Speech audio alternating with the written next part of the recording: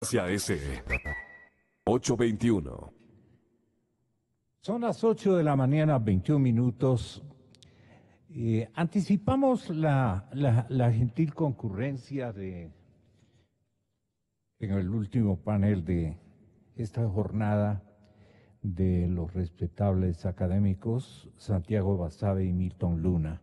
Con ellos vamos a elaborar un cuadro de comparaciones sobre lo que significa la impunidad versus la corrupción versus la impunidad. Interesante, ¿verdad? Santiago Basabe, Milton Luna, en contados instantes. Hoy me encuentro este mismo instante con Alberto Acosta Burneo, pieza fuerte en la edición de todos los números de Vistazo. Y justamente en el análisis económico, Alberto ha tenido la bondad de hacernos entender que la deuda que mantiene el país, la deuda pública, privada, el endeudamiento público, ¿sí? Hay una deuda de los empresarios, de las empresas, eventualmente de determinados organismos que actúan en una mixtura entre gente particular y gente del Estado o organismos del Estado. Pero ellos construyen lo que significa deuda pública interna y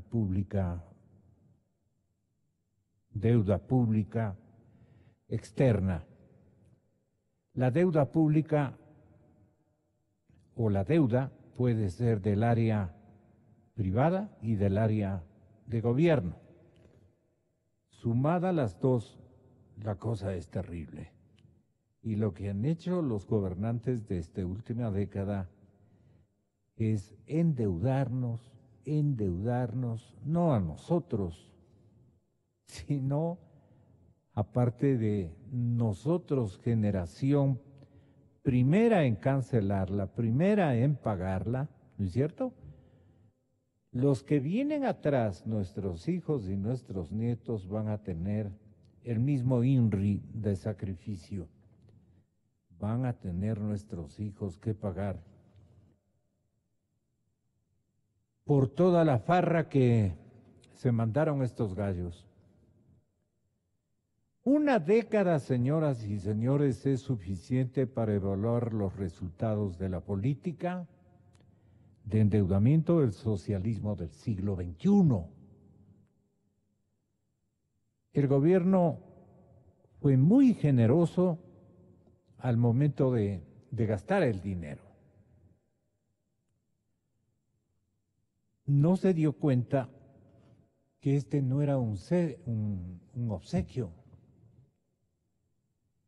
Esto había que cuantificarlo, inventariarlo, hacer una lista de cancelaciones y obviamente medir las posibilidades de pago que tenía la sociedad ecuatoriana y sus representantes, sean estos públicos o privados. Eso no se hizo. Lo que dijo este conglomerado que gobernó el país en esta última década fue después de mí el diluvio. Y así titula su comentario editorial, su comentario de fondo en la revista Vistazo, último número, Alberto Acosta Burneo. ¿Por qué ha llegado usted a la conclusión de que la irresponsabilidad de este gobierno llegó a decir después de mí el diluvio, cuantitativamente hablando, cómo nos dejan y cuál es la responsabilidad de cuántas generaciones que nos sucederán a nosotros? No sé, pues si saldremos buenos o malos pagadores. Tenga la bondad, economista, bienvenido, buenos días. Muy buenos días, un gusto estar con ustedes. Vemos que lamentablemente durante esta década se aplicó una política absolutamente irresponsable de endeudamiento agresivo. ¿Qué es el endeudamiento? Es consumir hoy los ingresos del mañana. entonces durante una década consumimos los ingresos que vamos a tener que pagar y pagarán las siguientes generaciones, porque vemos que la deuda en el Ecuador ha tenido varias características, y por esto llego a la conclusión de que ha sido un manejo irresponsable. Primero, que el nivel de endeudamiento es mucho mayor del que se pensaba. En las estadísticas oficiales se subestima el valor de las deudas que tiene el país, y vemos que el mismo presidente ya ha reconocido que el endeudamiento está cercano al 60% del PIB. Segundo, la política de tratar de ser más Perdone, inteligente. pero el límite legal no es del 40%. Sí, el límite legal es de 40%, pero hecha la norma, hecha la trampa, se cambió el concepto y se comenzó a jugar con los conceptos para tratar de decir, no, eso no es deuda. Puede ser que, para ser más claros, podemos decir, finalmente todo eso son pasivos y todo eso se va a tener que pagar. Entonces, aunque las estadísticas oficiales ya no lo calculan, no lo incluyen, igual tendremos que pagar hasta el último centavo. Entonces es mejor decir la verdad y decir cuáles son los pasivos totales del Estado. Uno de ellos, me parece, es Pavel Muñoz, presidente de la Comisión de lo Económico de la Asamblea. Él dice, por ejemplo, no es deuda las ventas anticipadas de petróleo. Entonces, si quedamos debiéndoles y los vamos a pagar en petróleo, que en otro momento hubiera sido dinero, él cree que como vamos a pagar con petróleo, no es deuda, algo así, es increíble. Es que es así lo estrecho que se ha hecho el concepto con un objetivo claro, hay que estar muy claros. Esto de aquí es para ocultar el real nivel de endeudamiento, porque ese dinero que nos dieron en las preventas petroleras no nos lo regalaron, lo vamos a tener que devolver, y lo devolvemos a través de crudo. Pero eso es pagar, pues, es pagar una deuda. Usted puede pagar en efectivo, puede pagar con bienes, puede pagar con servicios, hay muchas opciones de pagar deuda, pero finalmente hay pasivos y lo que sí estemos claros es que todos esos pasivos los vamos a pagar los ecuatorianos, los ciudadanos que somos quienes terminamos pagando todas estas deudas, y entonces que este concepto de estrecho de que eso no es deuda sirve para poder saltar ese límite legal del 40%, pero en la práctica nos ha hecho mucho daño al país porque ha quitado la transparencia en el manejo del endeudamiento. Pero usted sostiene que el endeudamiento público es mayor al que aparece en las estadísticas del oficialismo en estos tiempos. Definitivamente. Inclusive el mismo presidente Moreno ha sacado ya una estadística donde habla de un 56% del PIB como el total de los pasivos. Probablemente haya más que no han sido incluidos. Sí. Entonces vemos que tenemos mayores deudas que lo que realmente se reconoce en las estadísticas oficiales. Entonces, y todas esas deudas las vamos a tener que pagar hasta el último centavo con sus respectivos intereses. Entonces los asambleístas o los miembros del gobierno pueden dedicarle largas horas a leguleyadas de decir por qué eso no es deuda. Pero estemos claros, tendremos que pagar hasta el último centavo. No es un regalo, no fue una donación, es un préstamo que le hicieron al país a través de distintos mecanismos y que finalmente los ciudadanos vamos a tener que pagar. Explíquele a la audiencia, señor economista, ¿cómo queda el costo del endeudamiento? Ese es otro de los temas preocupantes de un mal manejo de la deuda durante una década. El costo del endeudamiento siempre hay que compararlo en función del costo de la deuda, del dinero en Estados Unidos, una tasa que se llama de libre de riesgo. Y vemos que el costo en el país durante esta década de endeudamiento subió significativamente.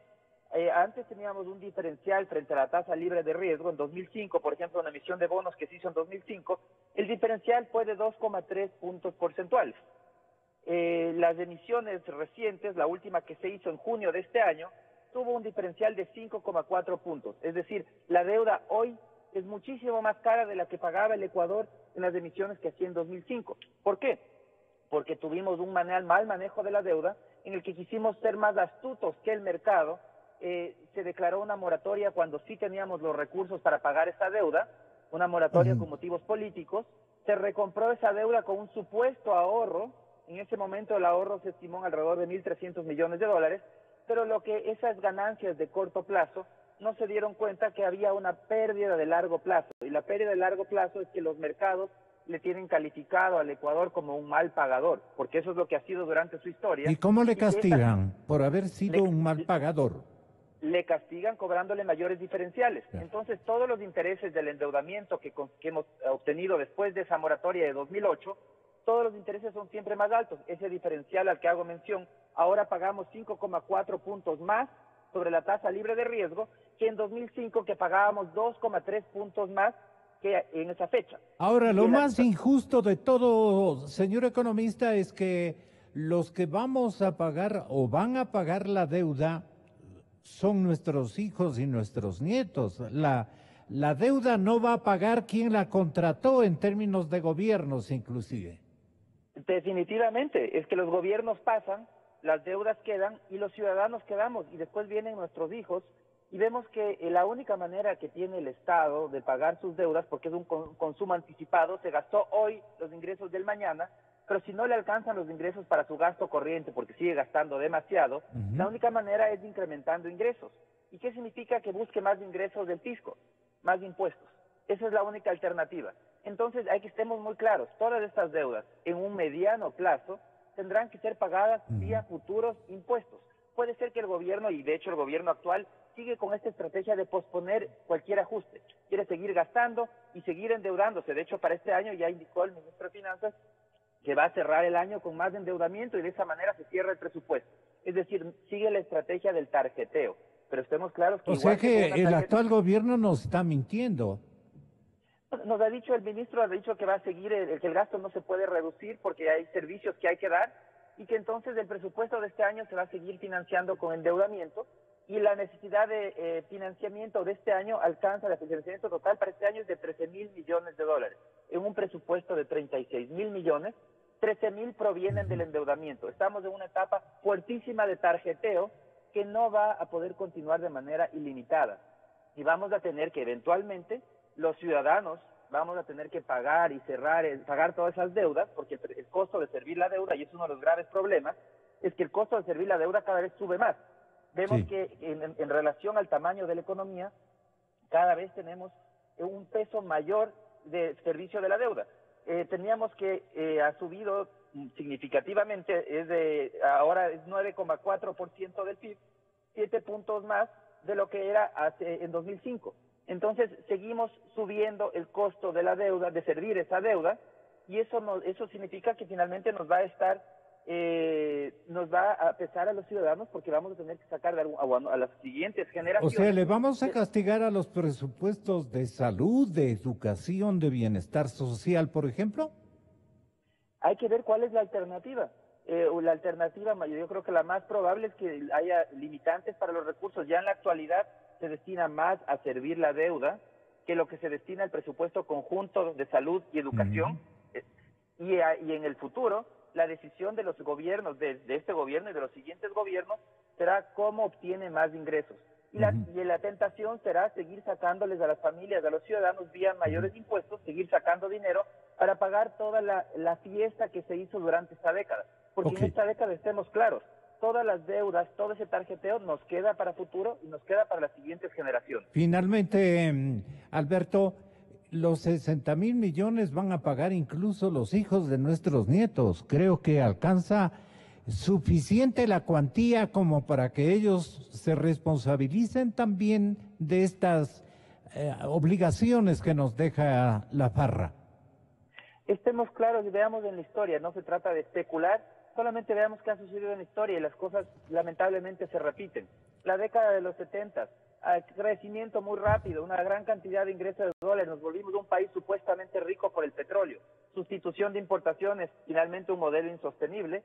En los 80 cae el precio del petróleo, se produce la crisis de la deuda y entramos a 2 décadas de ajuste. Y 2 décadas de ajuste no porque los gobiernos de esa época les gustara el ajuste o fueran adeptos al ajuste, sino porque era inevitable. Repetimos la historia, una década de bonanza en la actualidad, termina la bonanza, cae el ingreso petrolero y entramos nuevamente a 2 décadas, vamos a entrar ahora, no sabemos cuánto tiempo, al ajuste, pero estemos claros que por el momento el gobierno se resiste al ajuste vía endeudamiento, igual que sucedió en los 70. Los primeros años el gobierno trató de evitar el ajuste vía agresivo endeudamiento hasta que el endeudamiento es absolutamente insostenible y tiene que inevitablemente entrar a un proceso costoso y doloroso de ajuste como ya lo vivimos en las 2 décadas siguientes a la bonanza de los años 70. Estamos frente a un escenario similar, no sabemos cuántos años va a durar el proceso de ajuste, pero estamos en una situación insostenible que requiere de medidas de consolidación fiscal, es decir, de comenzar a gastar menos, no porque gastar menos sea agradable para alguien, no porque sea un tema ideológico, es por un tema netamente práctico, porque uno gasta y estira la sábana hasta donde le alcanza. Nos demos más bien un abrazo de condolencia, economista. Muchísimas gracias. Hasta la próxima.